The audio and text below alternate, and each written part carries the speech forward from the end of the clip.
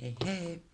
So, this is the third season of the book called Before the Beginning is a Thought, True Basics of Real Success Through Natural Philosophy by Phil Murray.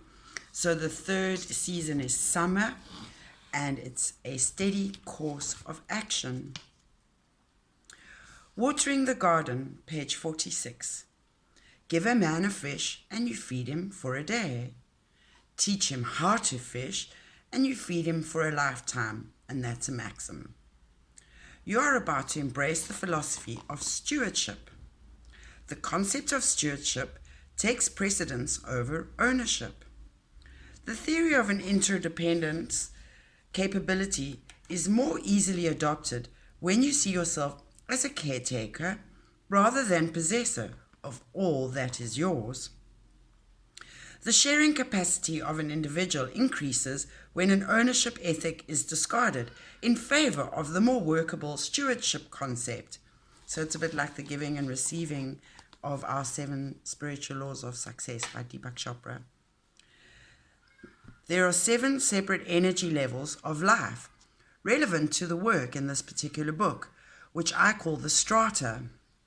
I describe them thus: spiritus, self, family, group, mankind, animal, plant.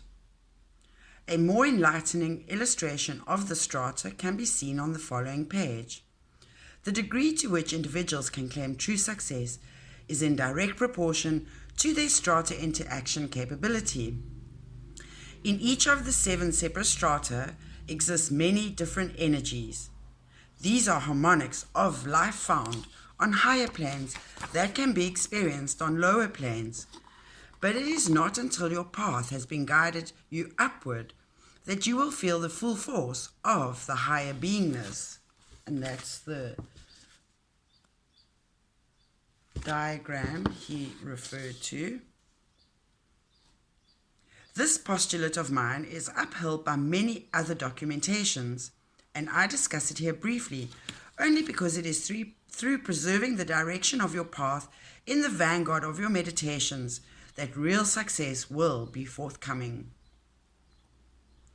Let your mind dwell in the stars, but keep your eyes on your feet, lest you stumble because of these ethereal contemplations. Life is not about one aspect of its total. You are a gestalt, and the sum total of yourself cannot be reduced without loss of some quality.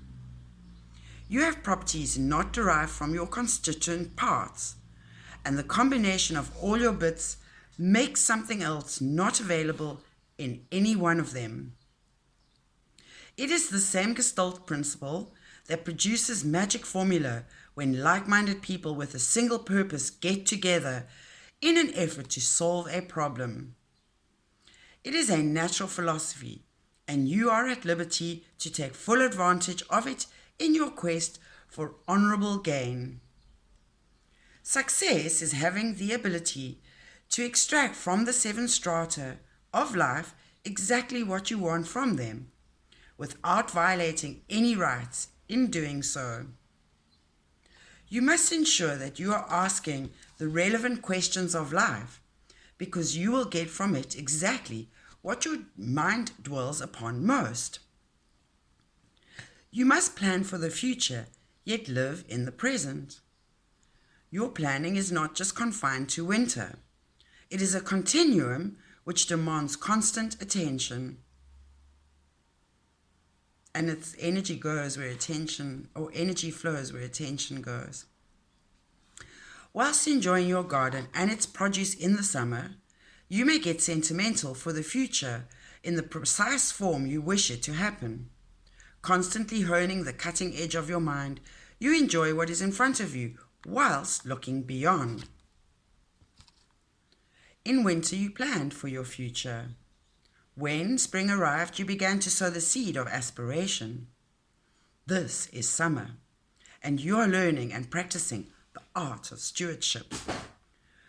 What is looking after what you have created? That is looking after what you have created.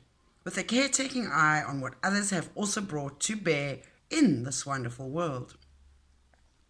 By staying true to your ideals of honor, integrity, and winning for all, you will develop a personal magnetism.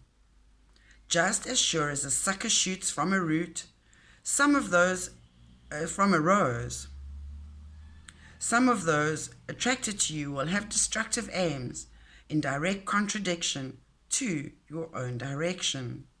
I'm hearing a Dr. Seuss warning. They are humans like us, but must be discarded with a kind word for the time being in favor of the like-minded force. Watching over your ideas in action, you may notice aspects of your endeavor that would be enhanced by a change of modus operandi. So tweaking and hacking and stacking. By all means, change for the better, but not for the sake of variation.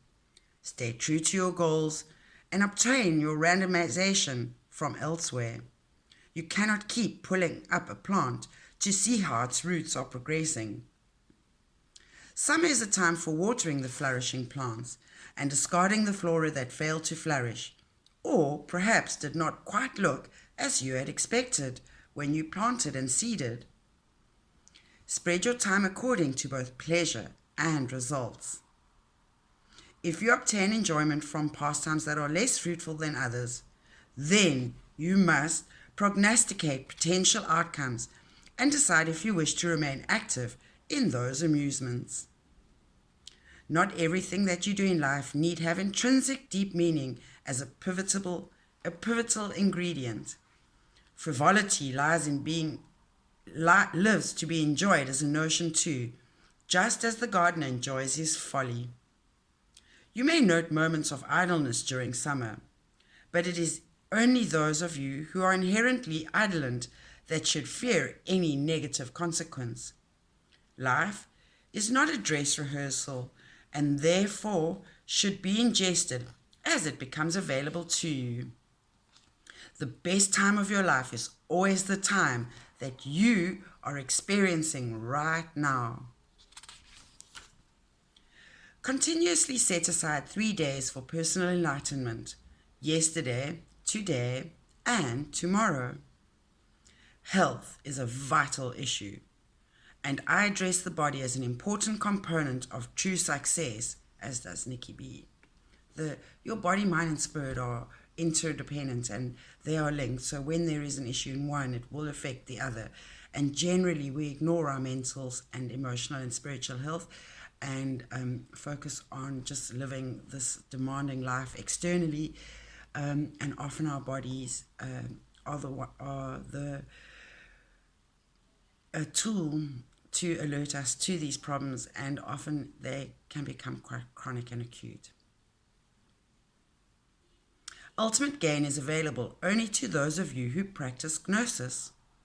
It is, however, with great difficulty that the being housed in an ailing body connects to a higher state.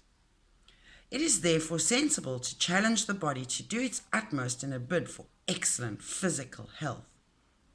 You can live for months without food, and perhaps weeks without water. How long can you exist without air? Minutes. And I did talk about this in the first cornerstone to the compass of wellness on my blogs and YouTube video. Oxygen is the single most important element we must consider when meeting the challenge of corporeal well-being. The human body is a collection of interdependent cells, all relying on one another for life. The vital sustenance for all living cells is oxygen in the air that we breathe. Aerobic exercise is the motion which breathes this indispensable element into the cells, no matter how far they may seem to be from the lungs. The first and foremost desire for exercise should be with this purpose in mind. Disease or dis-ease in a cell means that the unit is literally not at ease with some element of its existence. It ceases to be capable of an ability to respond. its response ability is lessened to the degree that it may die or mutate, as in cancer.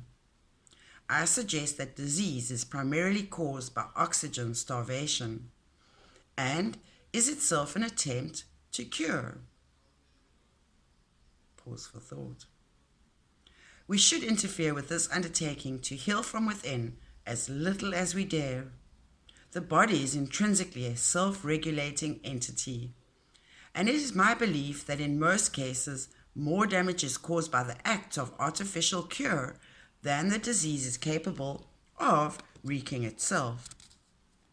Phlegm, spots, sores, aches and pains signal some of our bids to cure an ailing body, and we should not treat them as symptoms and strive to synthetically rid ourselves of the intrinsic cure. Rather, we must look at the disease itself and put it at ease. I really like that. Unnatural habit patterns that we have allowed to invade our lives will be the most likely explanation, but oxygen starvation will be at the very core of the problem. Ensure that you exercise to oxygenate and not to build muscle at the expense of this crucial element. Note to self. Anaerobic activity allows an oxygen debt, and the body literally ceases supplying this component of air to some areas until a greater supply of it is more readily available. Be very sparing in your use of this method of exercise, and always use my rule of gradual graduation in whatever you do. In the case of exercise, show up, chin up, warm up, build up, speed up, keep up, lessen up, slow up, rest up. Number 4 of my Compass to Wellbeing talk, Compass to Wellness talk. Every day, in every way, you must pledge to get better and better in everything that you do. And as per the 4 agreements by Don Miguel Ruiz, the 4th most important agreement is always do your best. For your body, this means that you must treat it in a way that you wish it to facilitate you. So for example, with massage, I do strength training just to keep me strong and fit, and I like to dance to keep flexible and mobile.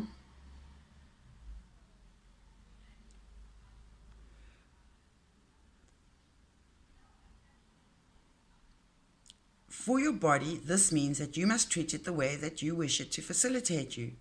If you let it deteriorate, then so too will its service to you. And always you have to be of service to yourself first, and only then can you be of service to others.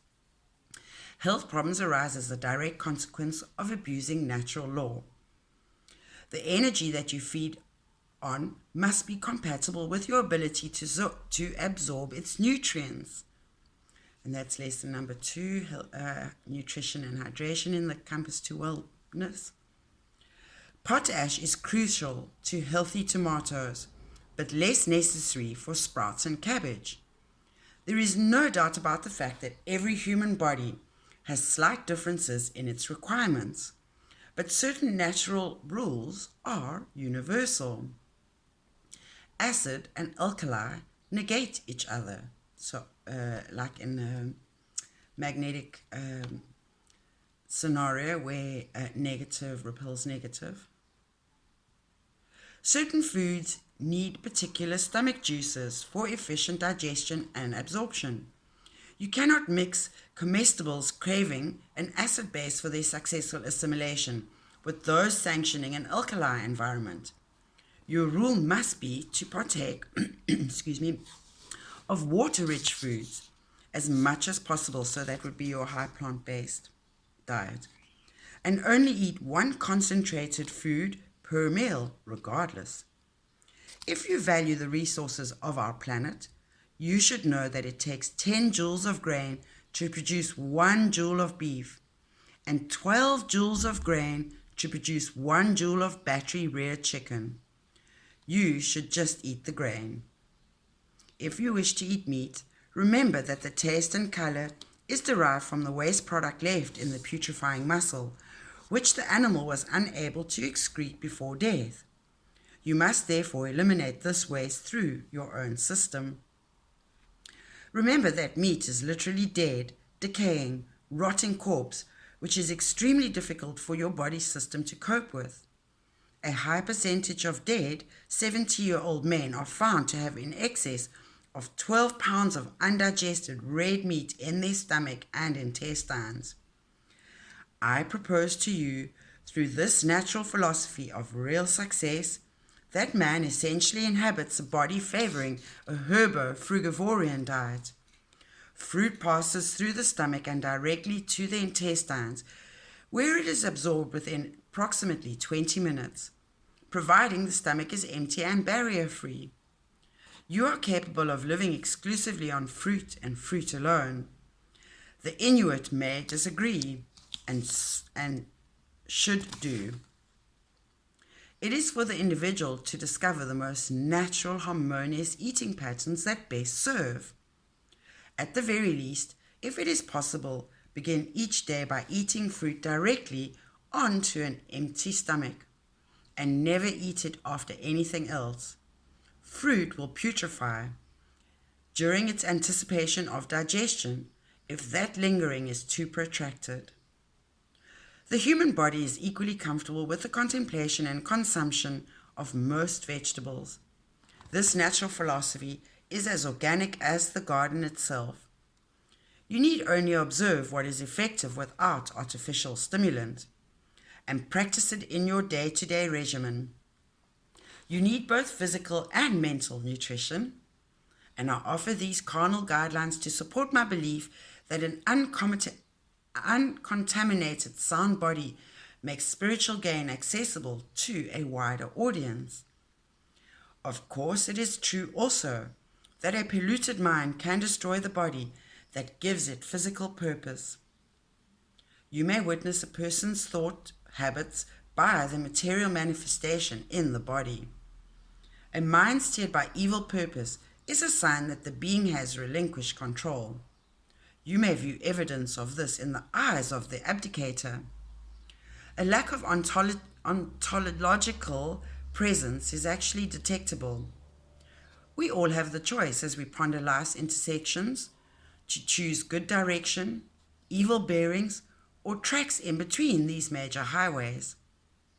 Enchantment with corruption will guide you to ultimate failure, just as sure as an alignment with natural philosophy will steer you to the fulfillment of your aspirations. Before the beginning is a thought, and the absolute purpose of that contemplation is creation. You may meditate on the swift climbers in your garden. They clamber all over your house, trees, and outbuildings. And that is their entire purpose, to grow. Excuse me. You may also like to contemplate the less rigorous plant, which allows itself years of caring cultivation, eventually from which it produces the most magnificent flowers, showing beauty